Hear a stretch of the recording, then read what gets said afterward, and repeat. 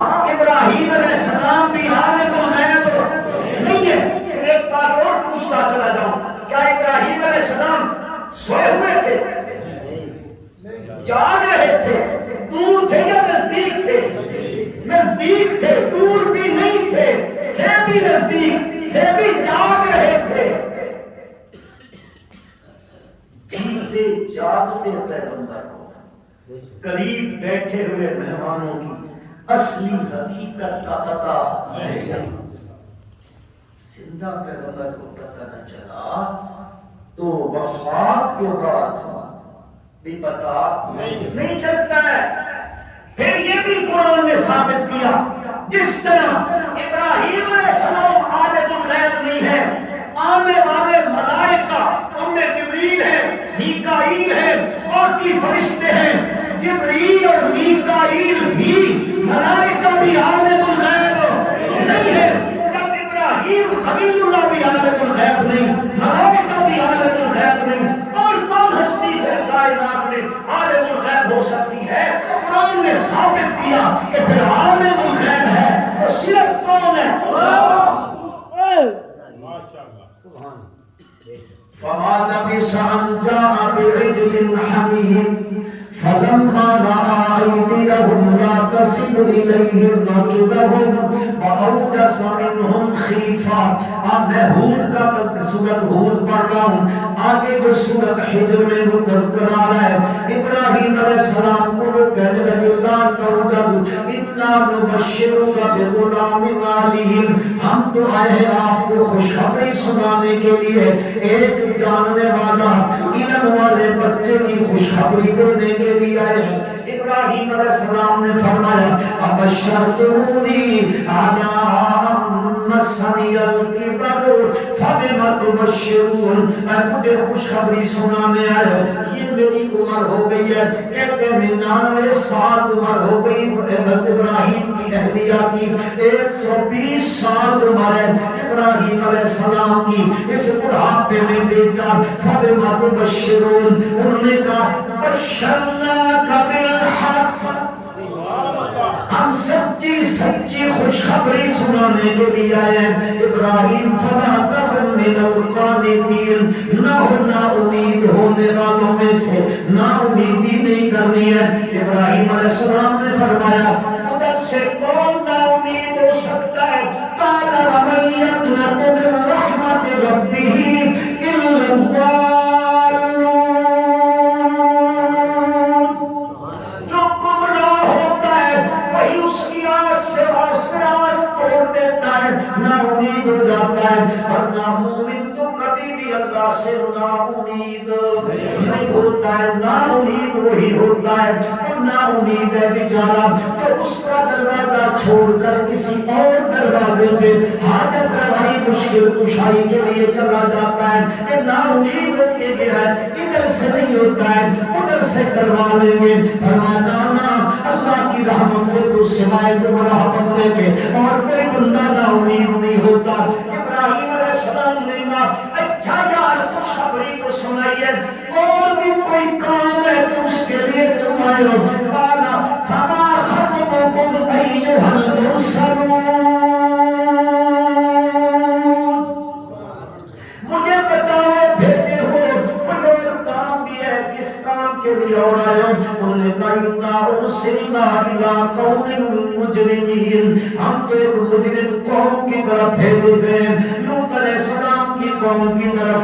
الا آل لوط، اس قوم پر ابھی عذاب آ جائے گا. ہاں اس میں اللہ تعالیٰ آل لوط، آل لوط، آپ کا معنی ہے حضرت لوط علیہ السلام کی تابع داری کرنے والے.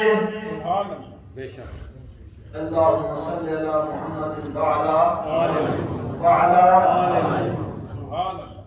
آپ کا معنی ہے ان کی تابعداری کرنے والے، ان کے پیچھے کرنے والے، ان کے متبعین وہ بچ جائیں گے، باقی ان میں سے کوئی نہیں بچے گا.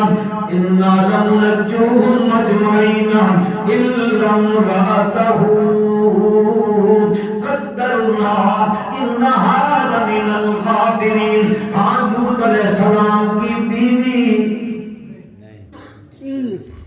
اپنے اپنی بیوی زوجہ اللہ کے نبی کی وہ نہیں بچے گی، وہ پیچھے رہنے والوں میں ہو جائے گی۔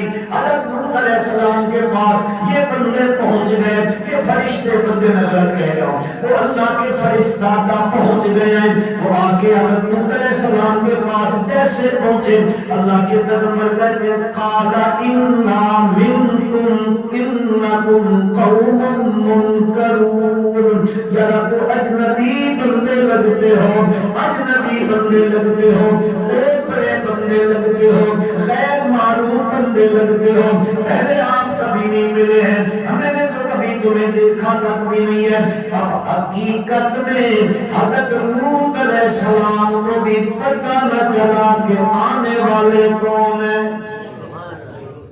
ہمارے یہاں کو کہتے ہیں قبر پہ چڑی بیٹھ جائے یا چڑا بیٹھ جائے، اندر والے کو پتہ چل جاتا ہے۔ تسی استغفار پہ کرے دے ہو تو جب یہ تذکرہ کیا جاتا ہے وہ کہتے ہیں سبحان اللہ، اللہ ہدایت دے۔ آمین۔ یہ جدو تو آمین کوئی نہ ایک دو بندے بدے بھاگا بچ خیر خواہی کر، انسانیت کی خیر خواہی دل میں رکھو، ہر انسان کی خیر خواہی دل میں ہونی چاہیے۔ اللہ سب کو ہدایت دے۔ آمین۔ ملے گی تو اسی کو جس کے مقدر میں ہے نا، آپ تو خیر خواہی کا ثواب لے رہے، اجر لے رہے۔ قال انکم قوم منکرون قالوا بل جئناک بما كانوا فيه يمترون واتیناک بالحق وَإِنَّا لَصَادِقُونَ، سچے بھی ہیں اور جو کچھ لے گئے وہ سچ ہے، وہ حق لے گئے۔ ایسے کرے آپ راتوں رات اپنے شہر سے چلے جائیں، یہ بستی چھوڑ دیں، وَاتَّبِعْ أَدْبَارَهُمْ، اور ایسے کرنا آپ اپنے متبعین کے پیچھے پیچھے چلنا۔ حضرت لوط علیہ السلام کو ملائکہ کہہ رہے ہیں اپنے جو تمہارے جو متبعین ہیں، تمہاری تابعداری کرنے والے ہیں، وہ آگے آگے چلے، آپ ان کے لیڈر ادھر ہوتا ہے، لیڈر آگے ہوتا ہے، رہنما آگے ہوتا ہے بھائی، اس کو تو لیڈ کرنی ہوتی ہے نا، لیڈر آگے ہوتا ہے، رہنما رستہ دکھانے والا بھی آگے آگے ہوتا ہے۔ لیکن یہاں اللہ حضرت علیہ السلام سے کہتے ہیں وَاتَّبِعْ أَدْبَارَهُمْ، میرے پیغمبر تم نے ان کے پیچھے پیچھے چلنا ہے۔ سمجھ میں بات نہیں آ رہی، رہنما کو تو آگے ہونا ہے، یا اللہ کہتے ہیں اللہ کے پیغمبر کو پیچھے پیچھے جانا ہے۔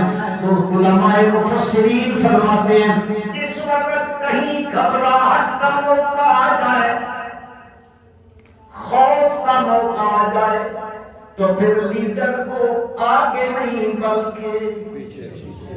وہ نہیں سمجھو تسی، ویسے تو ماشاءاللہ آپ بہت اچھے سیاسی لوگ ہیں، سب سے بہت خوبصورت کرتے ہو، لیکن یہ بات نہیں سمجھے ہو، لیڈر جب خوف کا موقع آ جائے نا، خوف کا، دہشت کا، گھبراہٹ کا موقع آ جائے، ایسا موقع آ جائے، پھر لیڈر کو آگے سے آگے نہیں نکل جانا، اپنی قوم کے پیچھے کھڑا ہونا ہے۔ کیوں؟ اب دیکھیے ذرا پیچھے عذاب کا مسئلہ ہے، عذاب کا مسئلہ ہے۔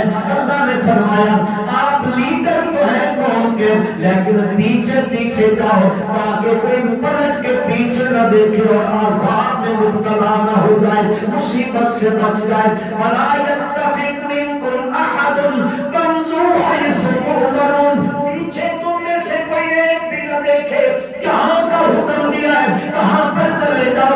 اب قرآن کہتا ہے وَقَدْ قَضَيْنَا إِلَيْهِ ذَلِكَ الْأَمْرَ أَنَّ دَابِرَ هَٰؤُلَاءِ قَوْمٌ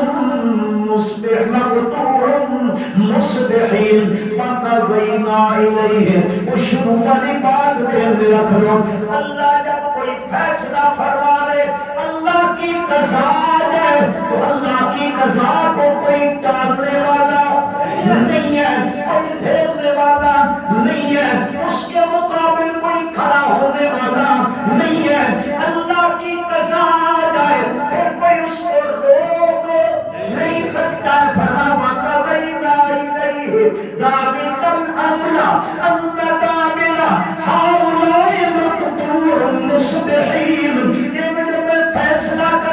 ہوں اور میرے فیصلے کو کوئی رد نہیں کر سکتا۔ اللہ نے کیا کیا؟ اس قوم کو پھر جڑ کاٹ کے رکھ دی ہے، جڑ کاٹ کے رکھ دی ہے، ایسی جڑ کاٹی ہے۔ قرآن مقدس میں اللہ نے فرمایا حضرت جبریل امین آئے ہیں، زمین پہ پر مارا ہے، اس بستی میں وہ قوم رہتی تھی، قوم لوط علیہ السلام، اس بستی کو نیچے سے پر سے اٹھایا، آسمان کے قریب لے گئے، اوپر سے اس کو پلٹ دیا، بستی پوری زمین سمیت مکان مکینوں سمیت آسمان کے قریب لے گئے، اوپر سے الٹ دیا اور پھر اوپر سے فجعلناها عالیہا سافلہا امطرنا علیہم حجارۃ من سجیل منضود مصومۃ عند ربک وما ہی من الظالمین ببعید۔ اوپر سے جب کشتی کو پلٹا تو پھر اوپر سے اللہ نے پتھروں کی بارش برسا دی۔ تعاذنا اللہ من، اللہ ہم سب کی حفاظت فرمائے۔ تو قرآن نے بتایا وَقَضَيْنَا إِلَيْهِ، جب اللہ کوئی فیصلہ کر لیتا ہے اللہ کے فیصلے کو ٹال کوئی نہیں سکتا، اللہ کے فیصلے کو کوئی رد نہیں کر سکتا۔ ذرا قرآن میں آ جائے 22واں پارہ ہے، سورۃ سبا ہے، رب الجلال فرماتے ہیں فَلَمَّا قَضَيْنَا، وہی قضا آ گیا، فَلَمَّا قَضَيْنَا عَلَيْهِ الْمَوْتَ مَا دَلَّهُمْ عَلَى مَوْتِهِ إِلَّا دَابَّةُ الْأَرْضِ تَأْكُلُ مِنْ سَأَتِهَا فَلَمَّا خَرَّ تَبَيَّنَتِ الْجِنُّ أَن لَّوْ كَانُوا يَعْلَمُونَ الْغَيْبَ مَا لَبِثُوا فِي الْعَذَابِ الْمُهِينِ فَلَمَّا قَضَيْنَا، اللہ پاک فرماتے ہیں جب ہم نے قضا کر لی، فیصلہ کر لیا، علیہ الموت، حضرت سلیمان علیہ السلام پر موت کا، اللہ فرماتے ہیں جب میں نے یہ فیصلہ کر لیا، اللہ کا پیغمبر اپنے آپ سے بھی اللہ کی قضا کو روک نہ سکا۔ اللہ کے پیغمبر کے اپنی جو ہے واپس کے بیت المقدس تعمیر کروا رہے ہیں، بیت المقدس کی تعمیر ہو رہی ہے اور جن تعمیر میں لگے ہوئے صبح شام کام لگا ہوا ہے۔ حضرت سلیمان علیہ السلام اپنے عبادت خانے میں آ گئے، وہاں پہلے بھی آ جایا کرتے تھے، لمبی لمبی اللہ کی عبادتیں کیا کرتے تھے۔ حضرت وہاں پہ آئے، لاٹھی ہے، ڈنڈا شریف ہے، عصا شریف ہے، کھونگا شریف ہے، حضرت کے ہاتھ میں ہے، اس پہ یوں کھڑے ہوئے اور اسی حالت میں اللہ نے موت واقعہ کر دی۔ کھڑے کھڑے اسی حالت میں موت واقعہ ہو گئی ہے۔ اللہ کی قضا آ گئی ہے اور اللہ کی قضا کو کوئی ٹال نہیں سکتا ہے، رد نہیں کر سکتا ہے۔ اسی حال میں موت آ گئی ہے۔ اب جن کام میں لگے ہوئے ہیں ادھر وہ اپنے جو ہے وہ اپنی تیاری میں لگے ہوئے، شفٹیں بدل رہی ہے، ادھر دیکھتے سلیمان علیہ السلام کھڑے ہوئے، اللہ کا قرآن کہتے ہیں موت تو ان پہ آ گئی، ما دلہم علی موتہ الا دابۃ الارض تأکل من سأتہا۔ حضرت کی موت کا جنوں کو پتا نہ چلا، لیکن جب قام سنۃ کاملا، ایک سال گزر گیا، اسی لاٹھی پر کھڑے کھڑے کسی کو کسی ذریعے سے پتہ نہ چلا کہ حضرت پر موت واقعہ ہو گئی ہے۔ کیسے پتہ چلا؟ وہ جو نیچے سے اس کو دیمک لگ گئی، لکڑی کو دیمک لگ گئی، اس نے اس کو کھانا شروع کر دیا، وہ جب کھوکھلی ہو گئی تو فلما خلّا، اللہ کا قرآن ہے مسلمانوں، حضرت سلیمان علیہ السلام کا وجود مقدس زمین پر آ گیا۔ ایک بات کہہ دوں، اپنے وجود کو حضرت سلیمان علیہ السلام نہ روک سکے زمین پر جانے سے۔ اب دیمک کس کو لگا؟ کس کو؟ عصا کو لگا۔ اللہ کے پیغمبر کا وجود تو بڑا نرم و نازک تھا، اس کو نہ لگا، اس لیے کہ اللہ کے پاک پیغمبر حضرت محمد رسول اللہ صلی اللہ علیہ وسلم نے فرمایا ان اللہ حرم علی الارض ان تاکل اجساد الانبیاء، اللہ نے زمین پر حرام کر دیا ہے کہ وہ اللہ کے نبیوں کو کوئی اللہ کے نبیوں کے وجود مقدس کو کوئی نقصان پہنچا سکے۔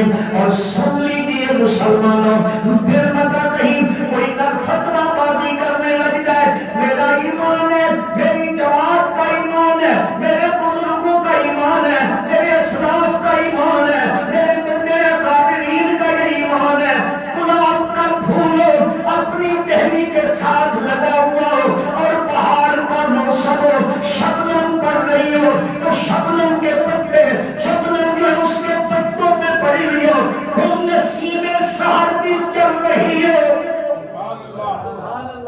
ذہن میں رکھنا، گلاب کا پھول اپنے پودے کے ساتھ لگا ہوا ہو، موسم بھی بہار کا ہو، شبنم بھی پڑ رہی ہو اور وہ شبنم اس کی پتیوں پر پڑی ہوئی ہو، صبح صبح کا ٹائم ہو اور نسیم سحر، تو ہوا تو جانتے ہو نا جو صبح چلتی ہے، نسیم سحر چل رہی ہو، خدا کی قسم وہ پھول اپنی ٹہنی کے ساتھ اتنا تر و تازہ نہیں جتنا نبی کا وجود مقدس موت کے بعد تر و تازہ ہوتا ہے۔ فَلَمَّا خَرَّ تَبَيَّنَتِ الْجِنُّ، اللہ نے وہ اور مسئلہ بھی حل کر دیا۔ لوگ کہتے ہیں میرے پاس مؤکل ہوتے ہیں، تو سامیان کے جھگڑے چل رہے ہیں، اس کے پاس موکل ہے کام کرا دیتا ہے، میرے پاس موکل ہوتے ہیں موکل کام کر دیا کرتے ہیں، ان کو پتا ہوتا ہے چولہے کے اندر تعویذ دبے ہوئے ہیں، کوئی کہتا ہے لاکر کے نیچے ہے، کوئی کہتا ہے شوکیس کے نیچے ہے، کوئی کہتا ہے کچن میں کسی نے رکھے ہیں، گھر میں ساس نوں کی لڑائی شروع ہو گئی ہے، یہ ہو گیا یہ ہو گیا، لیکن اسے چاہتی موکل یہ کر کے لاؤ، وہ کہتے ہیں موکل تعویذ نکال کے لے آئے، ادھر سے اللہ کا قرآن کہہ رہا ہے، اور مسلمانوں یہ موکلوں کی بات کرنے والے جھوٹے ہو سکتے ہیں، رب کا قرآن سچا۔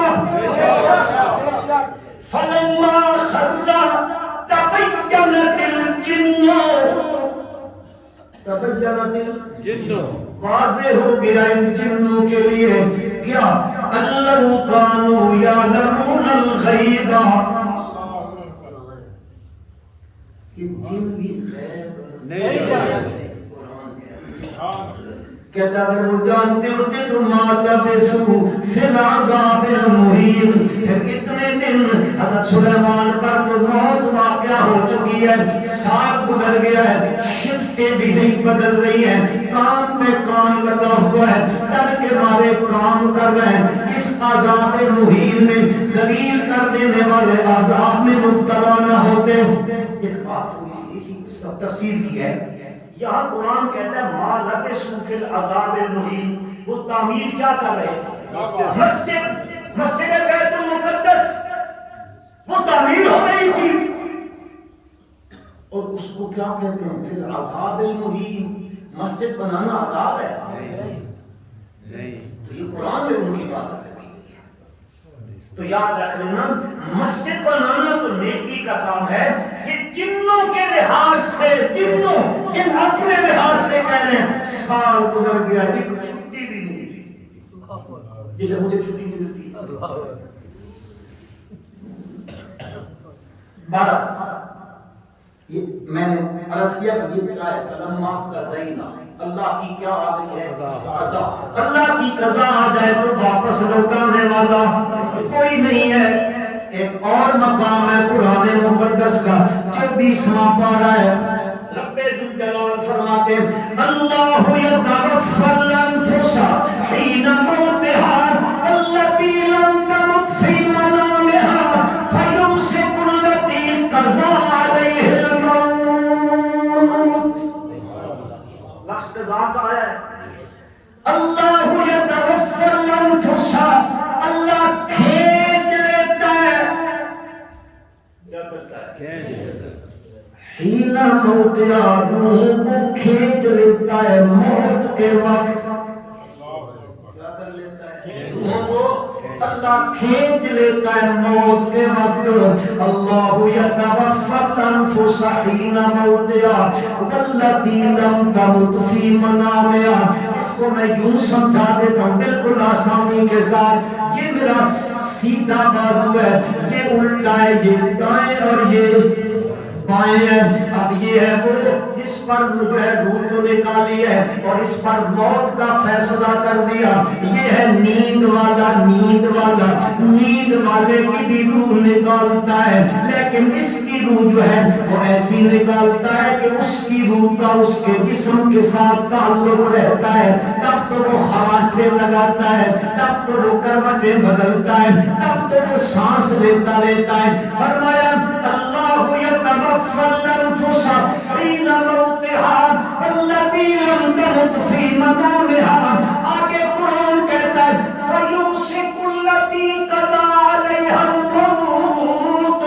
اللہ کا فیصلہ ہے، اللہ کی قضا ہے، اس پر موت واقع ہوئی ہے. اس کی روح کو اللہ کی قضا کے ساتھ اللہ روک لیتا ہے. اللہ روک لے تو پھر وہ واپس نہیں آ سکتی ہے. اب التی لم تمت فی منامها فیمسک التی قضی علیہا الموت ویرسل الاخری. اور چھوڑ دیتا ہے دوسروں کی، نیند والوں کی چھوڑ دیتا ہے الی اجل مسمی، ایک وقت مقرر تک، جو وقت اس پر آنا ہے موت والا اس تک اس کو چھوڑ دیتا ہے. اب اللہ کی قضا ہے کہ جس سے روح نکالی ہے واپس وہ نہیں آتی ہے. یہ اس کی قضا ہے اور اس کی قضا کو کوئی رد کر سکتا نہیں ہے. مسلمانوں میں عرض کرنے لگا ہوں اس کی اور بھی بہت سی قرآن مقدس میں مثالیں ہیں، لیکن ٹائم کی قلت کی وجہ سے میں اختصار کرنے لگا ہوں. آپ یہاں ایک دو باتیں کرنا چاہتا ہوں. ایک قضا ہوتی ہے،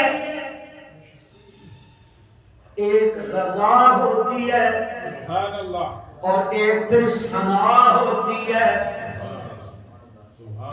سمجھا دیتا ہوں. اس کی قضا ہو، ایک قضا ہے، ایک رضا ہے، ایک ثنا. ثنا کا معنی اللہ اس کی تعریفیں کرتا ہے. ایک قضا ہے، اس کی قضا ہوتی ہے. جب اس کی قضا آ جائے تو پھر بندے کی رضا ہوتی ہے. جب بندہ اس کی قضا پر راضی ہو جاتا ہے تو پھر میرا رب اس بندے کی ثنائیں کرنے لگ جاتا ہے. حدیث میں مثال دینے لگا ہوں. یہ قرآن کی مثالیں دی ہیں، اب حدیث کی مثال دینے لگا ہوں. حدیث کی جو ہے وہ سند کا بھی اور متن کا بھی ذمہ دار ہوں.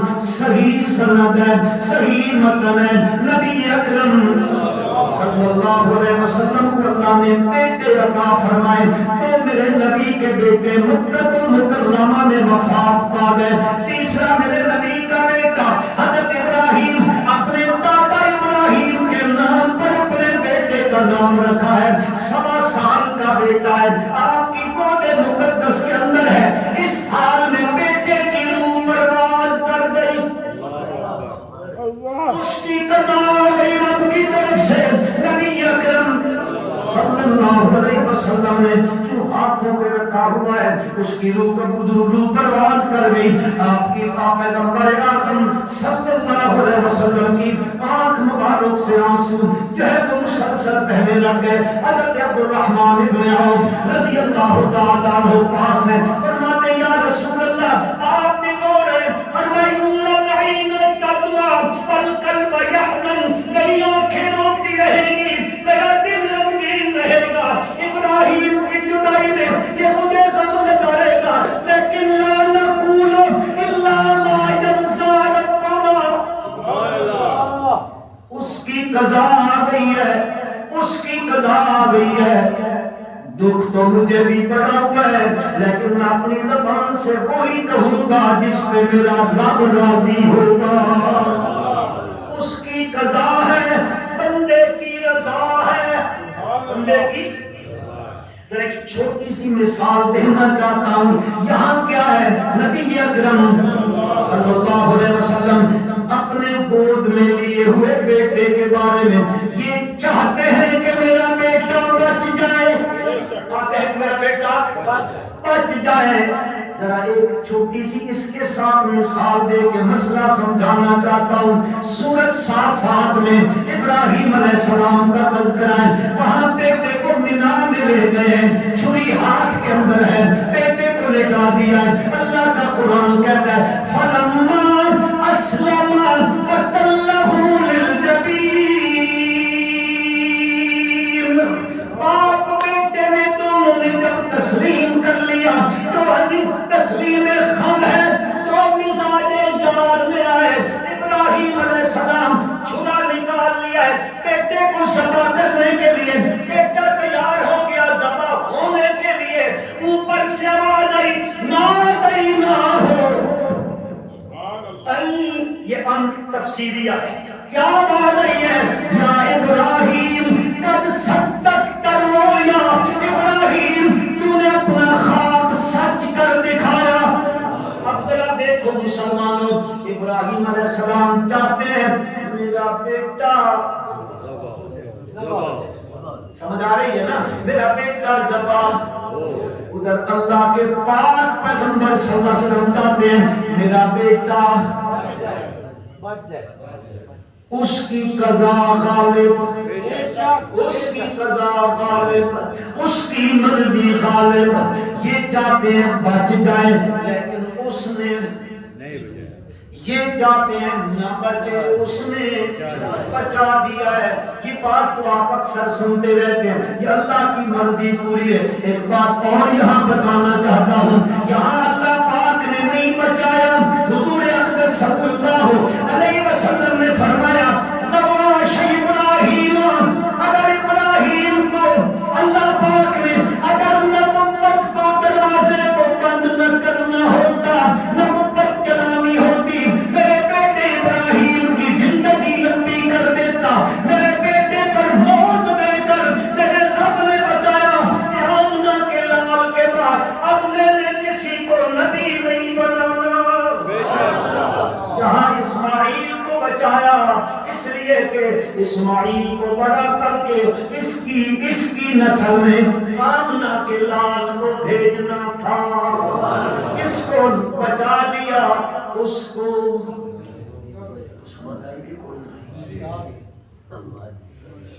اب یہاں اللہ کے پیغمبر نے کیا فرمایا؟ بیٹا کا انتقال ہو گیا. فرمایا میں اپنی زبان سے وہی کہوں گا جس پر کون راضی ہوگا.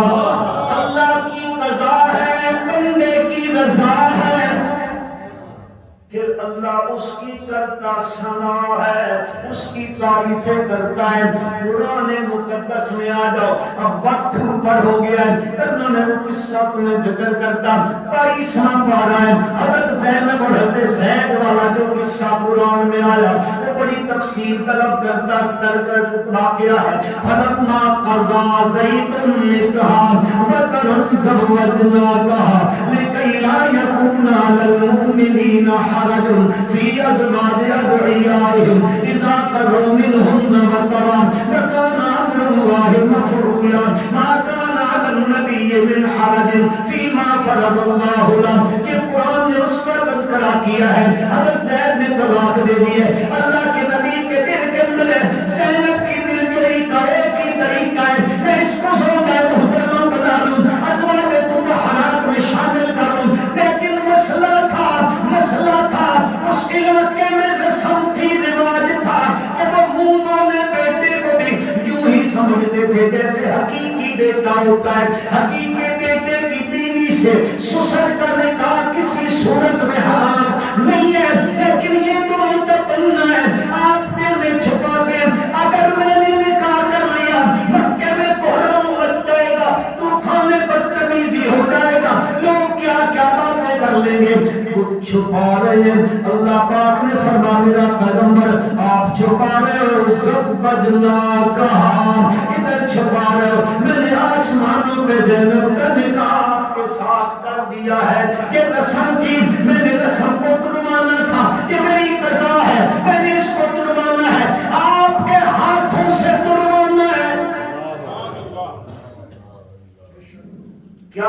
میرے بھائیوں بزرگوں، رسمیں توڑنا آسان کام ہے؟ مشکل مشکل ذرا کھری کھری بات کرے، رسمیں توڑنا تو آسان کام ہے، مشکل ترین. میں بول بھی ہوں، آپ میں سے بہت سے میرے بھائی ہوں گے، علم والے ہیں، جماعت میں لگے ہوئے ساتھی ہوں گے، ہیں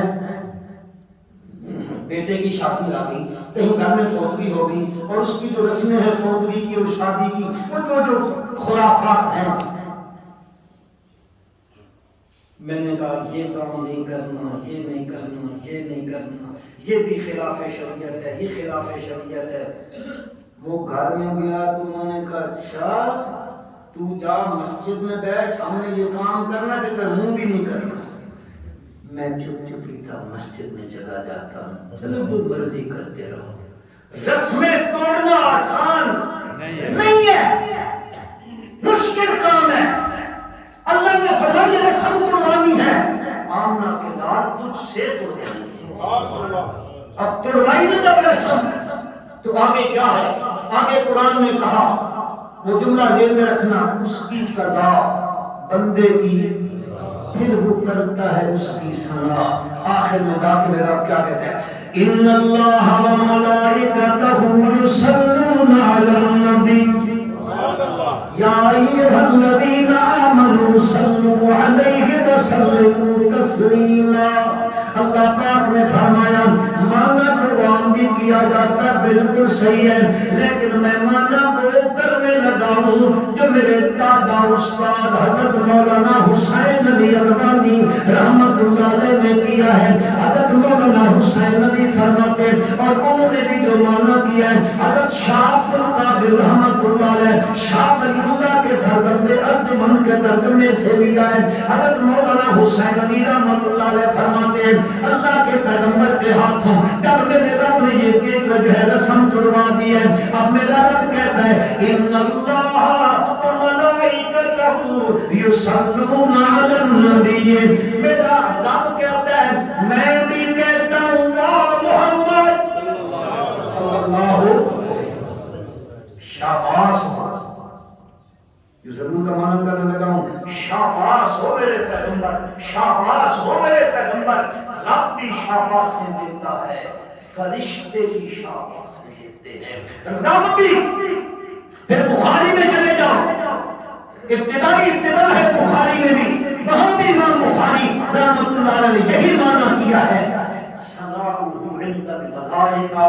اللہ تبارک و تعالی کیا مطلب ہے میرا رب صلاۃ بھیجتا ہے اپنے نبی پر؟ امام بخاری نے معنی کیا ہے، فرماتے ہیں اس کا مطلب ہے اللہ تبارک و تعالی فرشتوں کی جماعت کے سامنے آمنہ کے لال کی ثنائیں بیان کرتا ہے، آمنہ کے لال کی تعریفیں کرتا ہے۔ تو مسلمانوں قرآن سے حدیث سے یہ ثابت ہوا رب کی قضا آ جائے، اللہ کی قضا کو نہ وہ روک سکتا ہے نہ وہ ٹال سکتا ہے۔ اللہ مجھے آپ کو عمل کی توفیق عطا فرمائے۔